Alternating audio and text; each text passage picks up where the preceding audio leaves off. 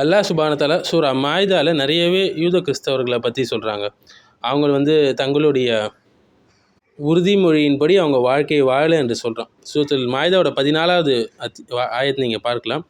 அன்றியும் எவர்கள் தங்களை நிச்சயமாக நாங்கள் கிறிஸ்தவர்கள் என்று சொல்லி கொண்டாங்களோ அவங்களிடமிருந்து நாம் உறுதிமொழியை வாங்கினோம் என்று சொல்கிறான். ஆனால் அவர்களுக்கு வழங்கப்பட்டிருந்த போதனையின் பெரும் பகுதியை மறந்துட்டாங்க. அவங்க இன்றைக்கு எப்படி நாம் முஸ்லீம் உம்மத்தாக இருக்கிறோமோ, அல்லாஹ் நமக்கு வழங்கிய குர்ஆனை நாம் மறந்து விட்டு இருக்கிறோமோ, அல்லாஹ்வுக்கு நாம் வழங்கிய உறுதிமொழியை மறந்து விட்டோமோ, அதுபோல் அவங்களும் மறந்து விட்டார்கள். ஆகவே இறுதி நாள் வரை அவங்களுக்கிடையே பகைமையும் வெறுப்பும் நிலைக்க செய்தோம். இன்னும் அவர்கள் செய்து கொண்டிருந்ததை பற்றி அல்லாஹ் அவர்களுக்கு எடுத்துக்காட்டுவான் என்று அல்லாஹ் சொல்கிறான். வ மினல்லதீன காலு இன்னா நசாரா அஹதுனா மீசாகஹும் ஃபனசு ஹத்தம் மிம்மா துக்கிரு பிஹி ஃபக்ரைனா பைனஹும் அல் அதாவத வல் பக்தா இலா யௌமில் கியாமா என்று அல்லாஹ் சொல்லி காட்டுகிறான். இதில் வரலாற்று நெடுகிலும் நம்ம பார்க்கலாங்க. முக்கியமாக ஸ்பெயினுடைய விசாரணை, ஸ்பானிஷ் இன்குசிஷன் பார்க்கலாம். மேலும் யூத கிறிஸ்தவ பிளவுடன் தொடர்புடைய செய்திகளை நம்ம பார்க்கலாம். அவங்களுக்கு வழங்கப்பட்ட கைடன்ஸை அவங்க உதாசீனைப்படுத்தினாங்க. அதன் விளைவாக அவங்களுக்குள்ள பகைமை மற்றும் முரண்பாடுகள் தங்கி இருந்ததை நாம் வரலாற்றில் பார்க்கலாம். இது மறுமை நாள் வரை தொடரும் என்றும் கூறப்படுது. மெயினாக ஸ்பெயினுடைய இன்குசிஷன் பார்த்திங்கன்னா கத்தோலிக்க மன்னர்கள் ஆரம்பித்த மத அடக்குமுறை நீங்கள் பார்க்கலாம். 1478 1834 வாக்கில் யூதர்கள், முஸ்லீம்கள் மற்றும் கிறிஸ்தவர்களிடையே கூட சந்தேகத்தின் பேரில் அவங்களை அடக்கி அழித்தார்கள்.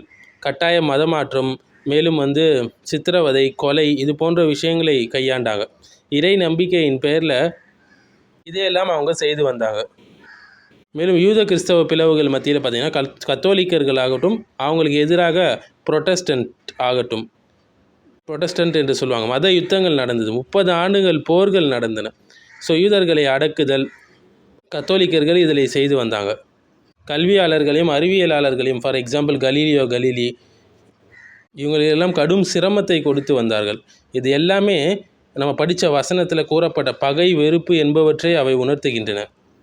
மேலும் சிலரை கழுவேற்றம் ஏந்திய கொலை செய்தார்கள். அதாவது இந்த குரூசிஃபிக்ஷன் என்று சொல்லுவாங்கல்ல, சிலுவையில் அறையுது, அது போன்ற அடிப்படையில் சிலரை துண்டு துண்டாக வெட்டினார்கள்.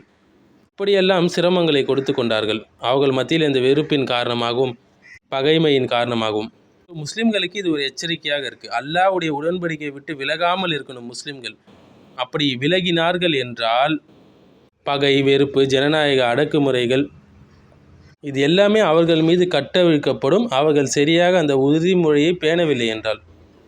இன்றைக்கி பாருங்கள், இப்போ இருக்கக்கூடிய முஸ்லீம் சமுதாயம் எவ்வளோ பிரச்சனைகளை ஃபேஸ் பண்ணுறாங்க. பகைமையின் காரணமாக, வெறுப்பின் காரணமாக, அவர்கள் சரியாக அல்லாஹ் கொடுத்த வாக்குறுதியை பேணாததின் காரணமாக, அவங்களுக்குள்ளே இருக்கக்கூடிய ஒரு செக்டேரியன் கான்ஃப்ளிக்ஸ், சியா சுன்னி என்பது போல், மேலும் பல வழிகட்ட அமைப்புகளாக ஒவ்வொரு நாளும் உருவாகி கொண்டே இருக்கிறது. அஹ்மதியா, பாத்தினியா, மாடர்னிஸ்ட், எவ்வளோ விஷயங்கள்.